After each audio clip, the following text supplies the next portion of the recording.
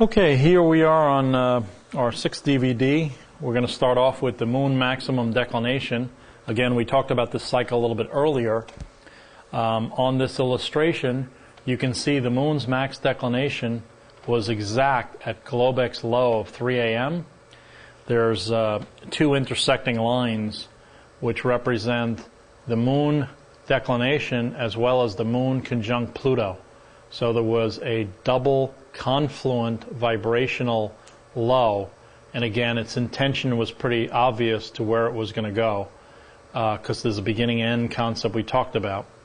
Earlier in the morning in the overnight session, the price went up to the moon vibration, pulled back, and then magneted up to the sun conjunct Pluto, which was a sun cycle, which is stronger than a moon cycle.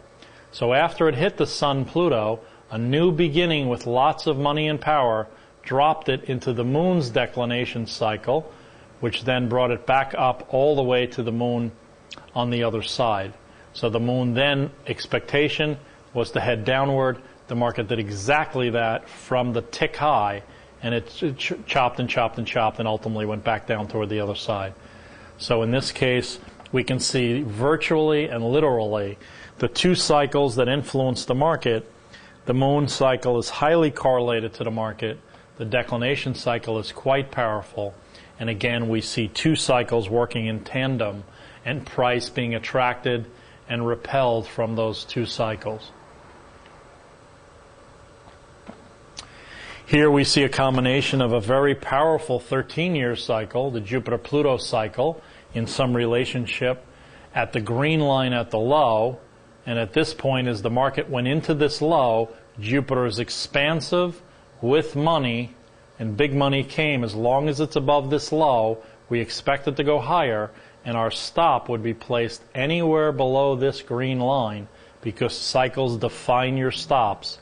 The target, beginning and end, this was the second most important event of the day. It was a moon max declination.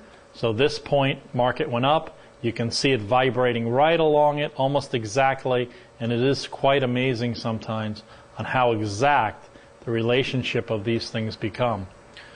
The moon's diameter is 2,160 miles across.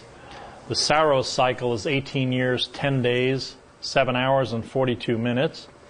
The mean sidereal period of the moon is 27 days, 7 hours, and 43 minutes, which equals 27.32 days. And the mean synodic period is 29 days, 12 hours, 44 minutes, or 29 days and 53:06. So again, the moon has a lot to offer. We've showed visuals over and over. Is the moon tradable? Absolutely. Does anyone trade the moon like this? Not that I know of. Is this unique material on this DVD? I believe some of the most unique ever done. Here I did a moon declination and latitude study. This is again quite telling. Often I like to do studies between the high and lows to prove that these concepts actually work. So in this case, on 111, there was a high, and it was the same day the moon was maximum 28, 24 degrees. On 125, 2 weeks later, it was the big low, the max south declination. So was there a high and low during this window when these things were maxed? Yes, there was. We go to the next one, 2806, maximum declination was at a low. 38206, maximum declination of the other side was at a low. So it missed the high, but it was at two lows. That's a fairly consistent cycle. On 32806, there was a low when the moon crossed the 00 polarity point from north to south, when the polarity changed. And again, on 417, there was a low when the moon was max northern latitude. So its latitude was maxed out, there was a low. The same day its declination was maxed to the northern side. And the max latitude and max declination is a dual change in trend day. So you had both events in both astronomical measurement systems, one latitude based on ecliptic and declination based on equatorial. So you had changes based on the maximums because these are turning points in the universe. Again, quite powerful. Easy to track? No. Take time to learn it? Absolutely. But when you do learn, is it valuable? No question. Here's one more correlation to the lunar phase angle, which I like so often. The lunar phase is highly correlated aspect to the markets. It's high probability trades. Again, some more examples because visuals are the best way to tell the story. It comes and vibrates off the sun-moon relationship. Boy, is that pretty obvious that vibration works in the markets. Look at how vibration this is to this line. And then right there, boom, it takes off. And where does it go to almost exactly? I couldn't even build these charts this beautiful if I wanted to create this after the fact. Every day this angle has an effect on the S&P markets. This is quite powerful. And again, you can see how vibration doesn't always hit the market exactly. Occasionally it'll vibrate up and around that point because the energy just moves that way. So sometimes it's not such a beautiful exact hit like that, which we always love to see when they're perfect. But after a while you get a sense of it. This cycle is effective daily. When it crosses critical degrees, it's particularly strong. So the lunar phase angle has true strength, especially at critical degrees. Here we go and see stelliums again. This is again another example of 4 or more stelliums closely aligned. This is the example we had showed earlier about the historic future date of December 30th, 2008.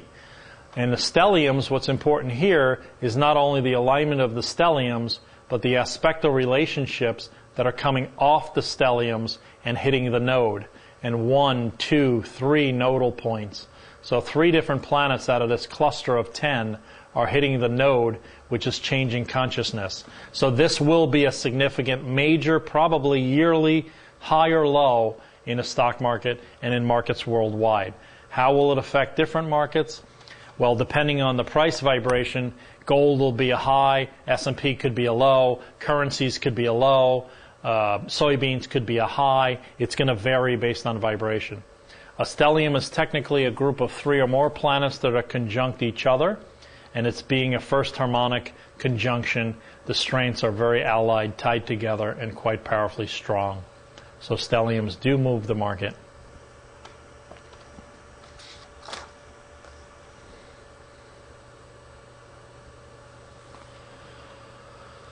Here we see the power of Jupiter-Pluto. This is the billionaire aspect it's known as. They did a study of many charts and found that Jupiter-Pluto was very prevalent on billionaires' charts. So I thought that was pretty amusing. In this case, you can see the obvious vibration attraction to this Jupiter-Pluto cycle. It's a 320, which if you remember earlier, a 320 is a novile or an N family, which is ruled by Pluto, which gives a tremendous amount of juice. This is quite a large move in a single day.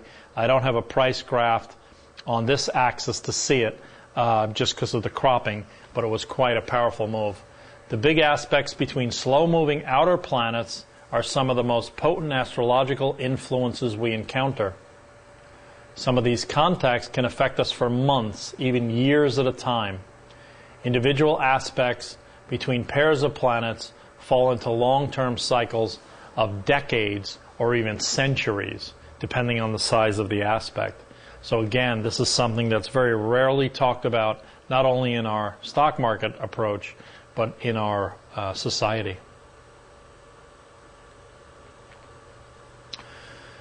This is a Jupiter node cycle. We can see the market came down, vibrated off the node cycle. This was another vibration of the same node cycle. There's a note here which says long support. So the intention was to go higher, and it went higher. And this is the potential target that's marked up here as target that the market could get to. Wall Street stock market crash leading to the Great Depression in October 29, 1929. There was a solar eclipse in May of 29 at 18 Taurus, and it was conjunct Jupiter and also had the node involved. So the 1929 crash had a Jupiter node cycle involved, and again you can see the power of these cycles and the high probability of particularly the nodal cycles and how well they work. Now we go on to Mercury. Mercury cycles trigger moves. Mercury is a timer. As you can see, Mercury is represented here in this pink color. This is a Mercury 90 degrees to Jupiter cycle. I wrote, I wonder if it would allow you to see the day top. This is kind of a little joke, meaning it's pretty obvious where the market intention was to go to and where did it go to. Jupiter contracts, it's mean reverting, so once it got up here, the expectation was to go lower, and the potential of it going even all the way down to the other side. So Mercury triggers moves. In this case, Mercury triggered Jupiter, which allowed the vibration to be activated. Because if the vibration is not activated, this will not have the same effect. Mercury with Uranus, there's a powerful octave and musical connection. So Mercury-Uranus oftentimes has a quite powerful relationship, and the expectation is often quite clear.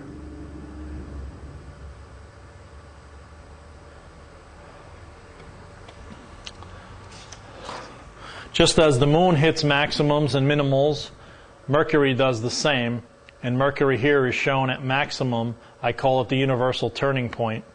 Mercury's vibrations are seen here in pink, and as the market vibrates up along and is here, would this be a long or a short? If price vibration underneath price goes up and price above goes down, the expectation here is that the market will go higher. And what did it do? It went higher. And at this point, you would take profit, or the expectation is the market would go down or short. So this is where Mercury was in declination at its maximum point. Its vibrational points are here and here. There's a bare rule, which I watch, called Mercury at 7 degrees in helio latitude. It is a max and min. And here is where you can see the actual event. 3 times it hit on a particular low, and then it went to a high, and then it went to another low. So 3 times when Mercury was at 7 degrees, in another example, the vibration was unbelievable. 3 out of 3 times in a row, it bounced off that vibration. So again, hard to see. Once you've solved this part of it, it allows you to see much clearer. Here's a Mercury ingressing. We're going through all the different types of events that occur in the sky. When you can see them, you now know what's the intention of this trade at 7:36 in the morning. Up. Where did we go? Up. Where did we go to? The other side. Vibration to vibration. If you know the beginning, you know the end. This is so powerful, I cannot tell you. Ingresses act like magnets. They attract and repel. Here's the repelling side. Here's the attracting side. Mercury ingress is in Virgo. It means rebirth. Mercury ingress helio to Pisces, which is quite an emotional one. There's 180 degrees polarity in between to Virgo and Pisces. And are all ingresses important? The answer is yes. Mercury ingresses to Virgo, rebirth, and that was in Geo. Mercury is the fastest of the personal planets. It rules speed, computer stocks, communication, and news. So Mercury comes out, and then there's news. It doesn't work the other way. People believe that the news and fundamentals and getting the news faster than anybody else is going to help you with the stock market. It is after the reality. This is the front runner, the news. Cycles are the front runner of news or any communication. The cycle occurs first. The power of Venus and Pluto. This again is one of the highest correlated cycles and strongest pairs in the universe. This particular energy, I don't know why it's so high or so powerful or so strong. It just perplexes me. Venus and Pluto move the market, especially in helio. Here's the market moving up. It hits the vibration. The expectation is the red arrow. What did it do? Almost an exact measurement of the red arrow of what I thought that day. In today's report, it was Venus 135 to Pluto. It's a highly correlated aspect pair. It's an 8th harmonic relationship. It moves the market, so its vibration is important. Pluto is the ruler of Scorpio. It wants to be strong and in control. Venus-Pluto theme is the need to totally dominate, possess, control, or be controlled by another. So again, there's the language. We have the event, We have the language, we have where, we have the when. We pretty much put together all of it in one single slide. Here's another astronomical event. I think I'm the only person on the planet that has ever plotted these astronomical functions. This is a Venus heliolatitude. This is exactly where it was at the event. The market went up and comes right up to it. Where's the expectation? Down. What did the market do? It dropped down. Then another cycle comes in and pushes it a little bit up. But the expectation at the high did exactly what its intention was. Venus is the planet of prices, change, and values. What did they expect to happen there? Prices and values would change. What did they do? Stop going up, and they went down. Pretty simple. Straightforward. Once the language is NLP'd into your mind, over and over the same things occur. One key question that's often asked is why cycles affect markets differently. How could cycles all affect the markets the same? Why cycles do not affect all markets exactly the same? Well, they can't, and I'll show you why. If a cycle is below price, the expectation on the S&P is to go higher. On gold, the same day, the cycle is above price, so the expectation is to go lower. The gold dropped downward because the cycles were above price and the pressure was downward. On the Dow Jones that day, the cycle was below price, so the market moved higher. On the NASDAQ, the cycle was below price, the market moved higher. All three major indexes moved in an upward direction with the Jupiter-Pluto node cycle today on 7/24/2006. But the gold cycle went the other way. So depending on where the cycles are in relation to the market that you trade, that's the reason. Cycles below, up bias. Cycles above, resistance. Shorts are favored.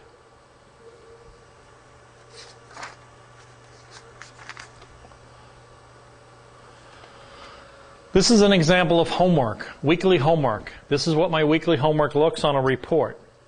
Weekly homework will go through, for instance, Mercury ingresses to Aquarius on Monday the 16th.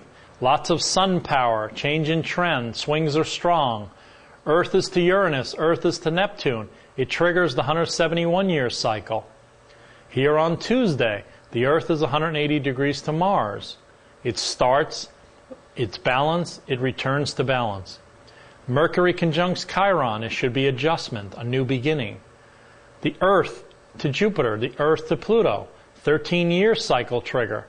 A strong cycle if vibration is below price, up move expected. This is a week before the actual start of the market. On Wednesday, 127, sacred eighth harmonic geometry. Forms between Earth, Mars, and Earth, Uranus. Powerful energy, change in power. That was the exact low of the day. Earth, Jupiter, Earth, Pluto continues. On Thursday, Mercury and Venus timer triggers the geometry configuration. Earth to Chiron, Earth to Uranus, 144-year cycle gets triggered. Changes direction. And here's Friday thought. The geometry breaks, 2 days. This day will change direction.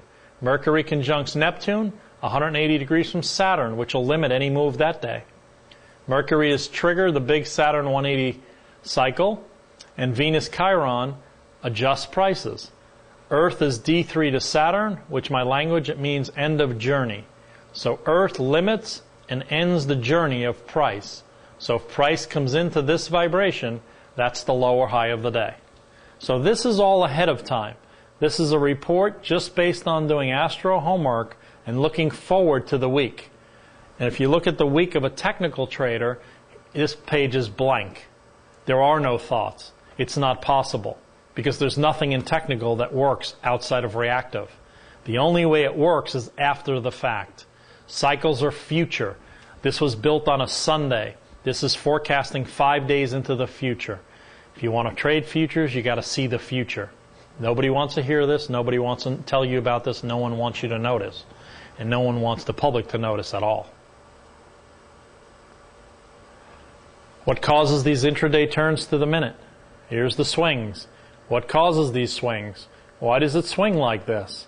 What energy makes this one stronger than this one? Why is this one small and the one from the bottom bigger? Here's the swings of the day.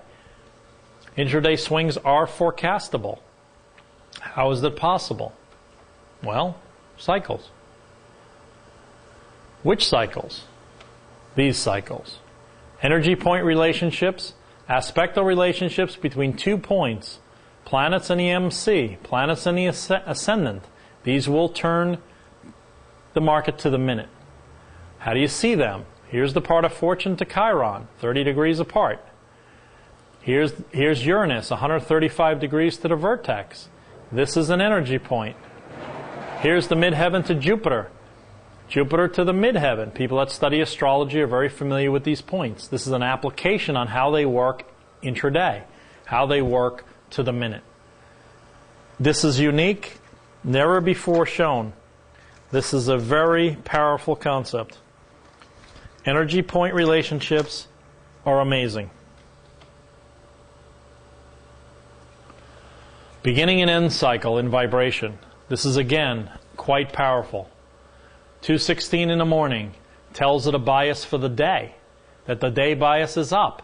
The cycle is below price. Here's an exact hit right here, 2:16 in the morning. We already have an expectation of which way the day is going. But the market doesn't open until 8:30, somewhere up here. Where's it going? I know about it down here. I know about it over here. As long as this line doesn't get taken out, we're going higher. How high probability is that? This is a powerful concept and is most accurate for forecasting future turns, moves, and targets. If you know the beginning, you're looking for the end. This is the beginning, and this is the end. Did we not forecast this at 2:16 in the morning? And there's the end that occurs at 2:45 in the afternoon. Try doing this any other way. This is quite powerful stuff. The aspect was Mars to the node, it energy generator. What did it do? Generated energy. Which way did the market go? Powerful move upward. When did it stop? You could see it pause and hesitate. It got to the other side. This was a 10/12/2006. Target was reached. Beginning and end concept. At 2:16 in the morning, we knew where it was going. If you look at the previous slide, you see you're stuck here. Where are you going? Well, unless you see the other side, which you see here, you now see exactly where the target is. And as long as there's not a bigger cycle in between, it's going to get to that target, 70% or greater. And often with bigger cycles, it's 80%. Accuracy is based on vibration.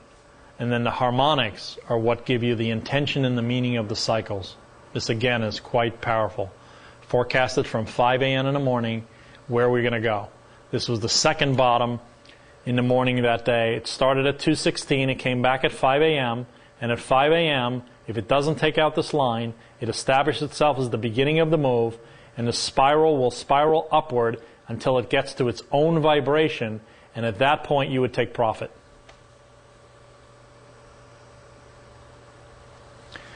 So on these DVDs, this is some of the things that we had finally revealed. We revealed vibration and how it works. This is unique. I don't believe anyone else has revealed this to the stock markets currently. We revealed some of the early stages of language of the markets. You need to know how to speak S&P, Dow Jones, gold. We revealed energy points, the intraday time turns to the minute. We revealed the power of nodal cycles and how powerful they were in historic swings. We revealed ingresses and how the moon ingresses affect all the swings, and you saw proofs to those. We showed historic stelliums and how the stelliums were quite powerful, and the future stelliums coming forward. We have a very big stellium October 27th next week and December 8th in gold, which I believe will be quite a powerful major weekly move in gold. Latitudes, we revealed latitudes and declinations and how the astronomical functions affect the stock market. So this is some of the things that were revealed on these DVD series. I'd like to start wrapping up the DVD with a nice quote from Big Thunder. It says, "The Great Spirit is in all things. He is in the air we breathe. The Great Spirit is our Father, but the earth is our mother. She nourishes us, which we put into the ground, she returns to us." You have noticed that everything an Indian does is in a circle. That is because the power of the world always works in circles, and everything tries to be round. And to me, this is so apropos of what we're doing, because the zodiac is a circle. and everything wants to be round. And all the answers of the world are in the circle. All the answers of the market and life are inside the zodiac circle. Is it perfect? No. Is it high probability cycles with depth of knowledge? Yes. Planets equal price. Planets equal time. If we were looking into the solar system and I looked from my point of view, this is what I would see if I saw this through a telescope. I would say, oh, we're going to come up to the sun, bounce down to Jupiter, and bounce up to Venus. And this is what my view might be like now, where an average person would say, oh, there are 3 nice bodies in the sky. Isn't that lovely tonight? So this has opened your eyes and hopefully your minds to something quite unique, something that's never been revealed before. I do offer continuing education, ongoing support. I do private course and web-based sessions. They're currently available. My email is sunjup9@yahoo.com. I have 2 future sets planned. The next set will be available on the winter solstice. It is the weekly and monthly swings in the S&P, and it's roughly up to 9 hours and due out in January 07. And then I'm doing a time series which will be 2007 spring. So hopefully you enjoyed the DVD. Thanks for watching. If you have any questions, feel free to email me. And again, thanks for your time on this series. We look forward to seeing you on the next one.